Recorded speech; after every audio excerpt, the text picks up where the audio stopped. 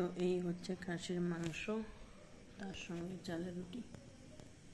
খেতে সিরিয়াসলি কোনো ট্রাই করে দেখবেন, একদম দুর্দান্ত লাগে, দুর্দান্ত মানে দুর্দান্ত। এটা ফটো ক্লিক করছি, যে সসন লাগে খেতে। এবার ট্রাই করি। খাসি নাও, চালের রুটি নাও, ডিপ করো, এই ঝোলটা দিয়ে পুরো রুটিটা খাওয়া হয়ে যাবে উইদাউট মাংস। অসম।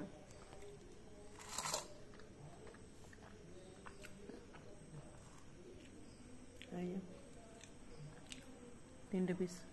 তিনটে পিসই একদম চরম, আর দরকার নেই কিছু। তাই কী করবো, এদেরকে ভালোবাসি কিন্তু ননভেজ ছাড়তে পারছি না, কী করবো।